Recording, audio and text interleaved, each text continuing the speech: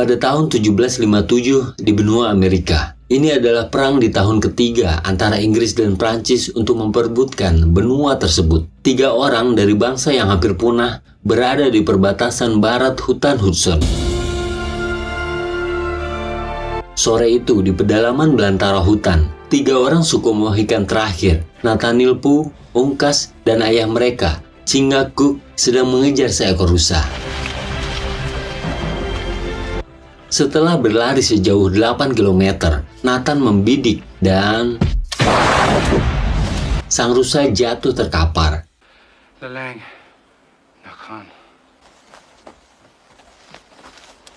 Malam harinya, para Mohikan bertamu ke rumah John Cameron, seorang warga Amerika. Di rumah kayu kecil itu, John tinggal bersama istrinya, Alexandra, dan anak mereka.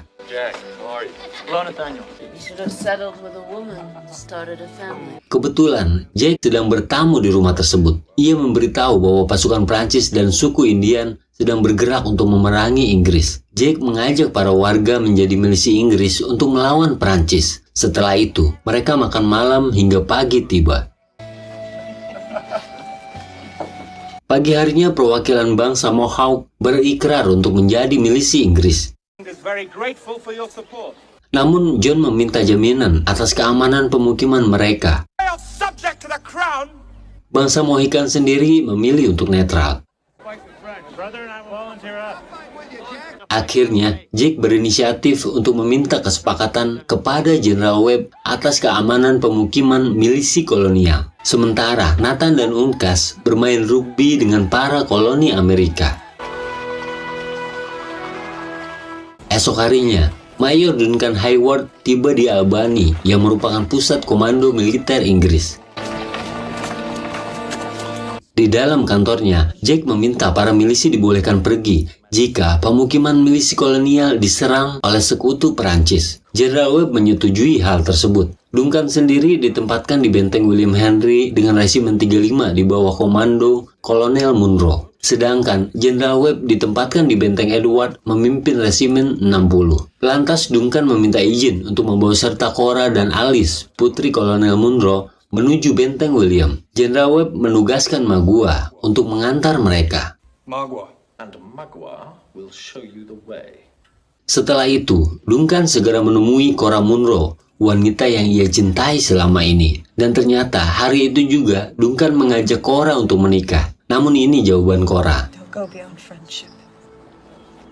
Duncan tak menyerah dan meminta Cora untuk mempertimbangkan jawabannya tersebut. Tidak lama, Alice datang. Alice merupakan adik dari Cora dan anak bungsu dari Kolonel Munro. Esok harinya, mereka berangkat menuju benteng William, dikawal 18 prajurit dan Magua sebagai penunjuk jalan. Namun belum sampai setengah perjalanan, Alice sudah kelelahan. Duncan meminta Magua untuk beristirahat sejenak. Magua tak menghiraukan permintaan Duncan dan terus berjalan.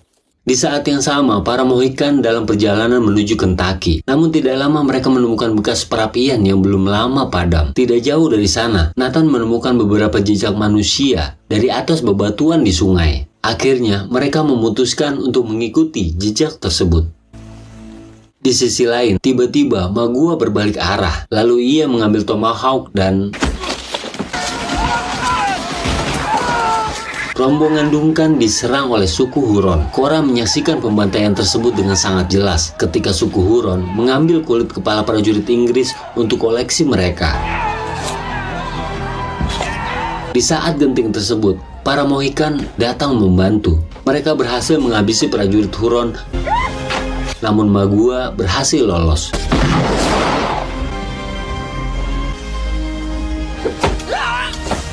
Uncas mengusir kuda mereka untuk menghilangkan jejak. Akhirnya, Nathan bersedia mengantar mereka menuju benteng William Henry. war party to come by. Cora mengambil senapan seorang perwira untuk berjaga-jaga.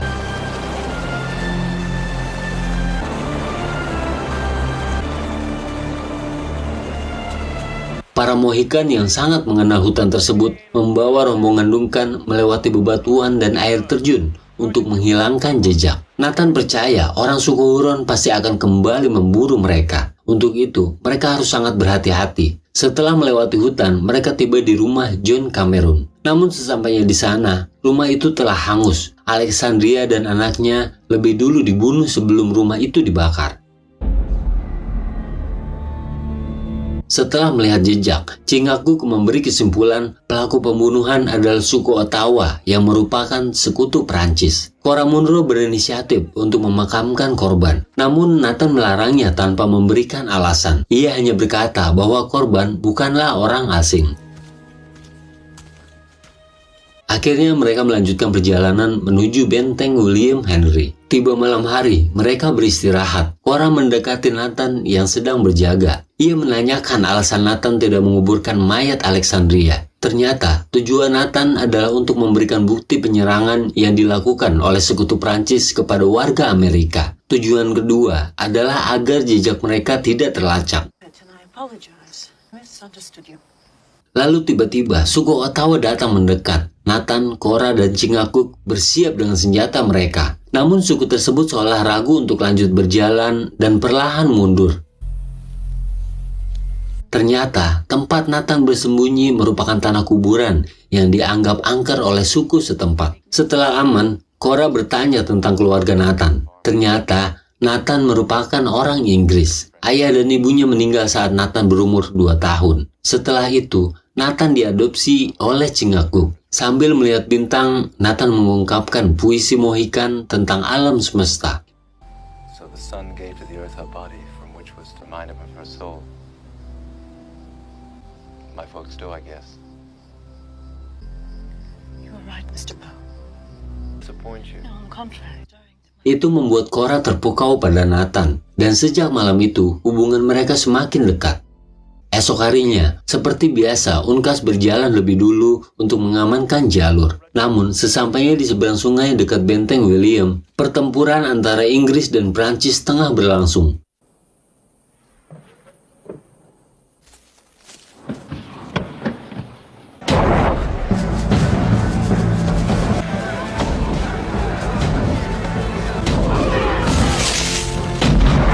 Tentara Prancis membangun parit dan membombardir benteng William dengan meriam mereka. Meski dapat membalas tembakan Prancis, kini pasukan Inggris di benteng William semakin melemah.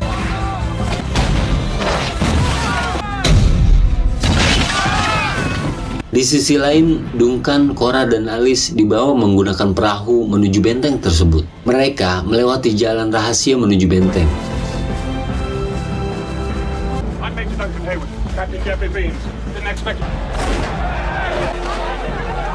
Sesampainya di dalam, Kolonel Munro menyambut mereka.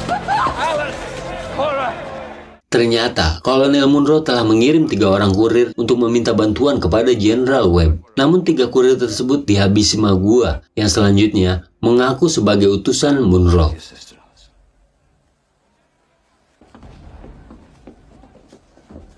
Lantas Nathan melaporkan penyerangan yang dilakukan sekutu Prancis kepada keluarga John Cameron. Nathan meminta jaminan keamanan yang telah dijanjikan oleh Jenderal Webb. Namun Munro yang sedang stres malah mengusir mereka.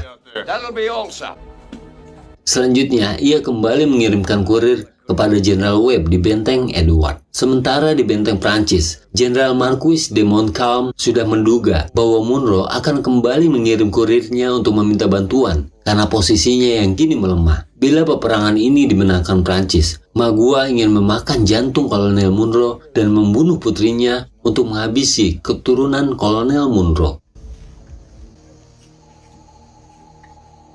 Di benteng William, Nathan meminta sutra kepada Cora yang sedang mengobati luka di lengan UNCAS. Sebelum pergi, Nathan memandang Cora tanpa berkedip. Dan itu membuat Cora tersipu malu.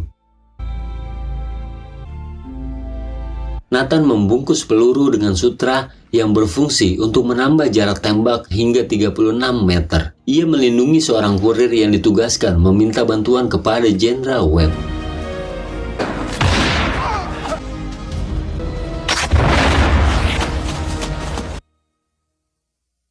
Keesokan harinya, Jack dan Nathan meminta izin untuk mengamankan perkampungan di luar benteng. Duncan Hayward yang melihat sendiri pembunuhan keluarga Cameron menganggapnya hanya serangan pencuri biasa. Savages bent on thievery. You're a liar. Dan akhirnya, Munro melarang para milisi untuk pulang dan akan menggantung siapapun yang berani keluar dari benteng William. We're gonna have a serious disagreement. Malam harinya, Duncan menemui Cora dan kembali mengajaknya menikah. Namun, ini jawaban Cora. So, it must be now.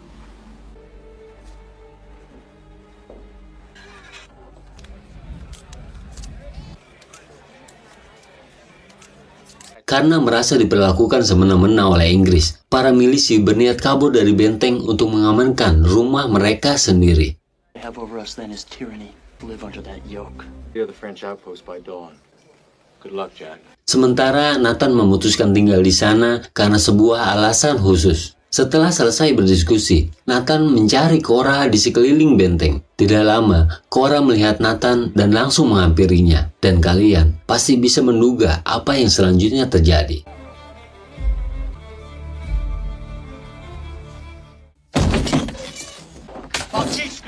Pagi harinya, Nathan ditangkap tentara Inggris karena telah membantu milisi untuk kabur. Nathan terancam dihukum gantung karena dianggap sebagai pengkhianat. Mengetahui hal tersebut, Cora menemui ayahnya dan membenarkan perkataan Nathan tentang penyerangan kepada warga Amerika. Namun, Kolonel Munro yang keras tetap menjalankan hukum sesuai keinginannya. Justice! Then I am guilty of sedition too. Setelah itu, Cora menemui Nathan yang berada di balik jeruji besi. Cora bertanya mengapa Nathan tidak kabur, dan ini jawabannya. It's right here. Nathan meminta Cora untuk tetap hidup, karena tidak lama lagi, Perancis akan meruntuhkan benteng tersebut. Di luar benteng, tentara Perancis telah menyiapkan meriam dengan peluru lebih besar yang diangkat oleh 2 orang. Setelah itu,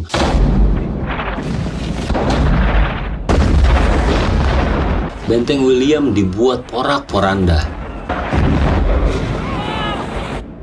Karena perlawanan sudah tak seimbang, pagi harinya perundingan dilakukan.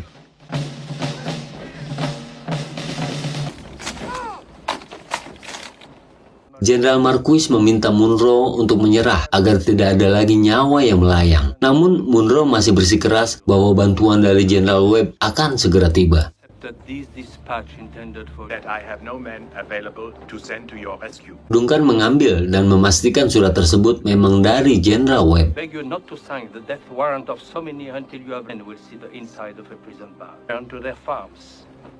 To consult with my officers. Setelah berdiskusi dengan perwira, akhirnya Kolonel Munro menyerahkan benteng William. Namun Kolonel Munro meminta waktu untuk mempersiapkan perjalanan. Men and women for the long journey ahead. Magua tampak tidak senang dengan keputusan tersebut. Malam harinya, Magua menyesalkan keputusan Jenderal Marquis. They have consented. Son of his people, and he has come to lead many of them. Magua menceritakan bahwa rumah dan ladangnya dibakar, anaknya dibunuh, istrinya diambil dan ia dijadikan budak oleh Inggris. Magua baru akan puas bila Munro dan keturunannya mati. Seed are dead. Namun Jenderal Marquis tak bisa mengingkari janji yang telah ia buat.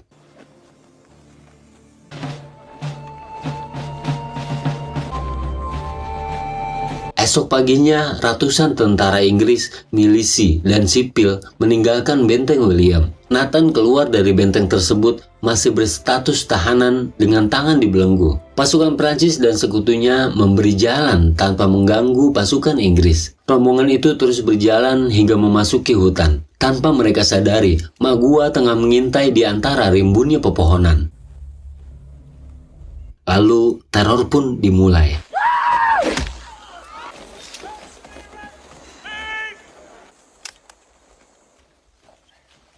Magua telah mempersiapkan prajurit Huron untuk menghabisi rombongan tersebut sambil menggemakan teriakan perang mereka. Lalu pembantaian pun dimulai.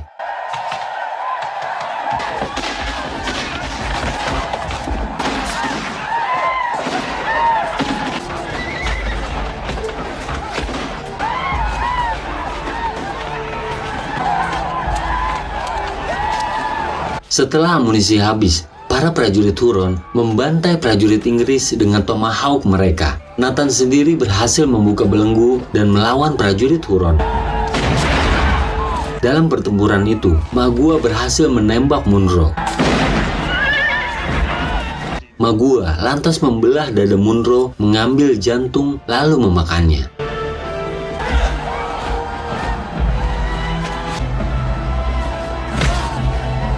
Para Mohikan berhasil menyelamatkan Korra dan Alice, lalu pergi dari tempat tersebut. Mereka mencuri perahu milik bangsa Huron untuk melarikan diri.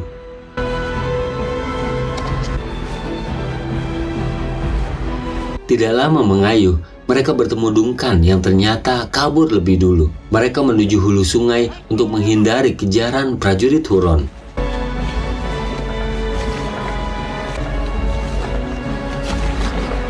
Mereka melintasi air terjun pertama dan berhasil. Sebelum air terjun kedua, mereka turun dan melepaskan perahu untuk menghilangkan jejak.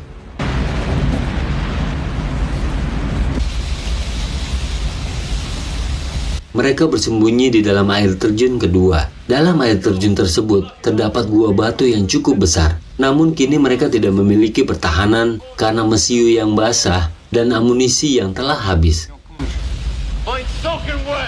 Korra menanyakan keadaan ayahnya kepada Nathan. Dengan berat hati sambil berpelukan, Nathan berkata bahwa Munro ayah Korra telah tewas. Di saat yang sama, Ungkas memeluk Alice yang kedinginan.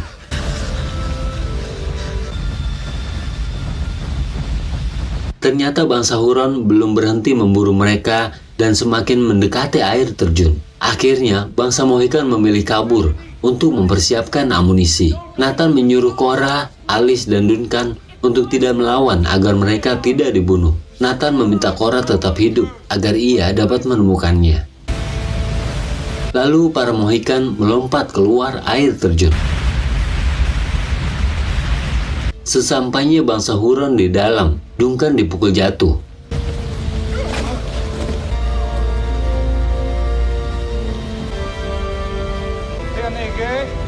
Mereka semua diikat lalu dibawa pergi sebagai tawanan.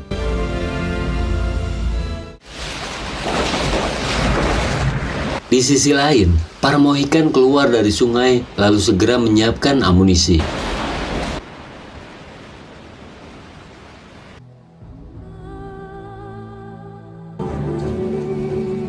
Esok paginya, para tawanan digiring seperti binatang. Para Mohikan menelusuri jejak dan mengikuti di belakang mereka. Para tawanan digiring menuju pemukiman suku Huron. Perjalanan itu memakan waktu 1 hari 1 malam. Sesampainya di pemukiman Huron, Magua menemui Sachem, seorang tetua suku Huron. Magua menghadiahkan Alice untuk Sachem sebagai penghormatan.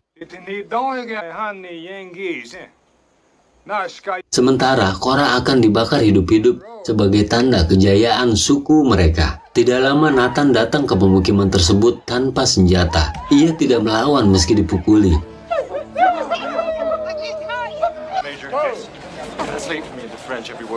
Nathan meminta Sachem untuk membebaskan 2 putri Kolonel Munro. Nathan memberitahu Sachem bahwa Magua telah melanggar perdamaian antara Inggris dan Prancis dengan menyerang rombongan Inggris yang telah menyerah. Magua berniat merebut wilayah suku-suku lainnya untuk ditukar dengan emas kepada Prancis. Nathan memperingatkan bahwa hal tersebut akan merusak ekosistem hutan mereka.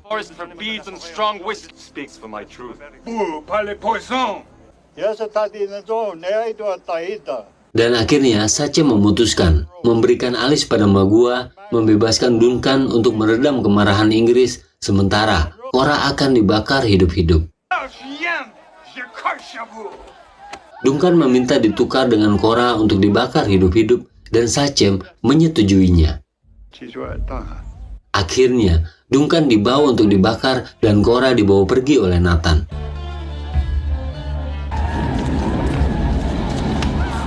Nathan menembak kepala Duncan untuk menghentikan penderitaannya. Setelah itu, mereka menyusul Alice yang dibawa oleh rombongan Magua. Ungkas mengambil jalan pintas untuk merebut Alice dari Magua.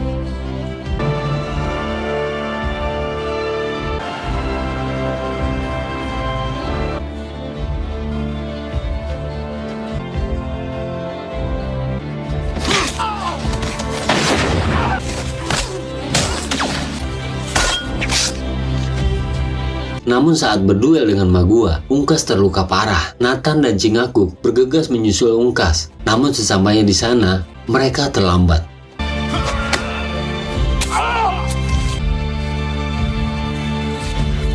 Magua membunuh Ungkas dan melemparkannya ke bawah jurang. Melihat itu, Alice berjalan menuju sisi jurang. Magua memintanya untuk kembali, namun Alice memilih untuk mati bersama Ungkas.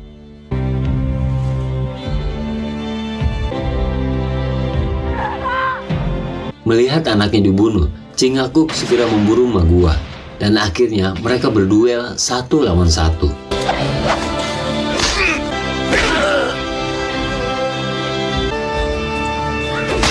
Magua tewas di tangan Cingakuk. Prajurit Huron yang tersisa melarikan diri. Setelah itu Cingakuk bersama Nathan menabur daun dan berdoa untuk roh anaknya Ungkas. And let him take his place at the council fire. Be patient, and as death for speed, ask of the Mohicans. Semenjak hari itu, Nathan dan Korra menyatukan cinta mereka. Dengan begitu, cerita pun berakhir.